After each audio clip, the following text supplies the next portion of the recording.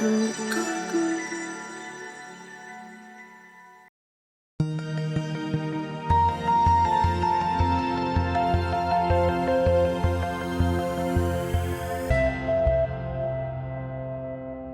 starting to get into the heart of summertime here across the Tennessee Valley.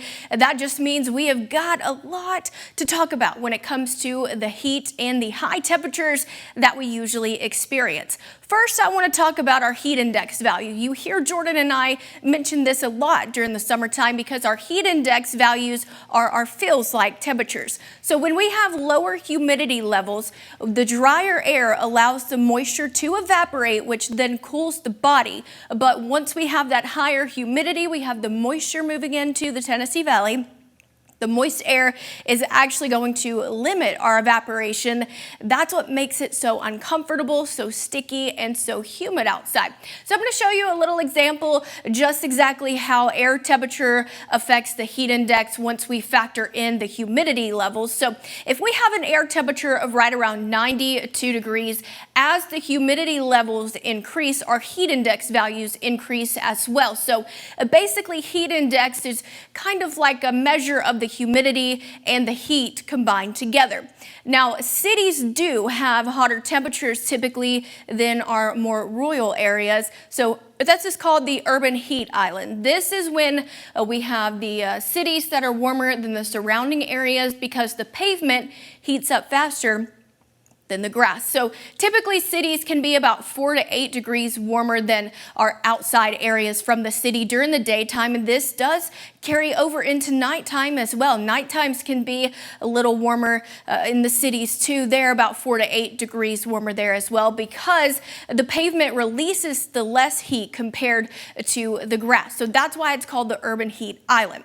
I also want to talk to you about our UV radiation, the UV index, because this is also important as we start to spend those summer months outdoors. So basically what this is it's incoming light from when the sun passes through the atmosphere. There's an invisible light along with visible light, and the UV rays are existing within the invisible light spectrum. It passes through the ozone layer. So we have the ultraviolet radiation. It includes 3 different types. We've got UVA, UVB, and UVC. UV light, like I said, consists of the 3. The ozone layer absorbs a portion of the harmful radiation, while the remainder of the radiation causes a health risk to us, and it increases our chances of getting sunburnt as well. So I'm going to talk about our heat index values, how we usually measure this. So on a scale from 0 to greater than 11, sometimes we do see a 12.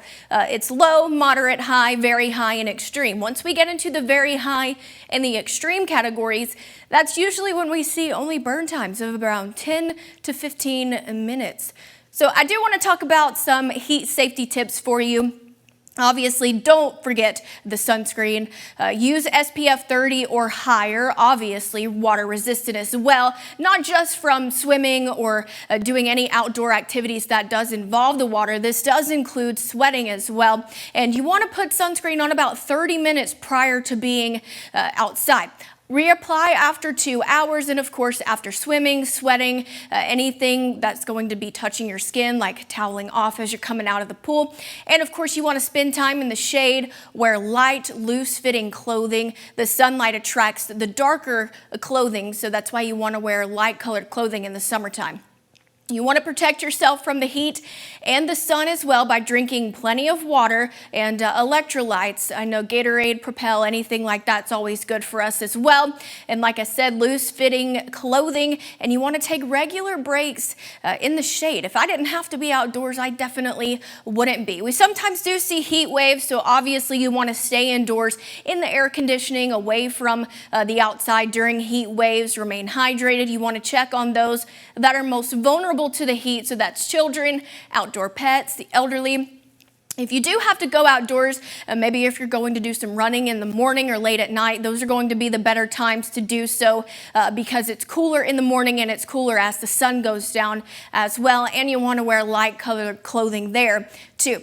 So heat safety, if you are planning to do any working outdoors, maybe you have some summer garden, maybe you have a job out in the outdoors during the summertime, you want to obviously continue to stay hydrated.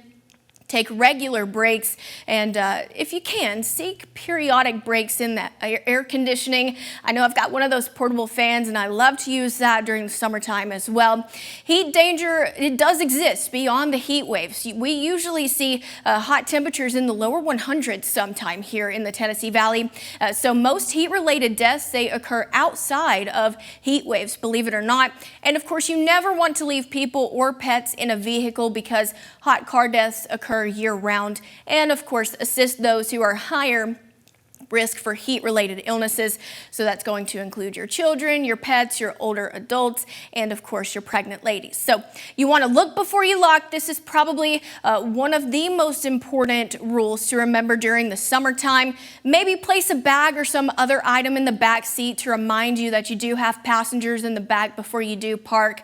Another good example is place a stuffed animal in the front seat to remember your little one in the back seat. And you could also consider additional methods like a phone alarm, somebody else that you have in the car with you. And they do have built-in car reminders as well as we start to get into those newer models of cars.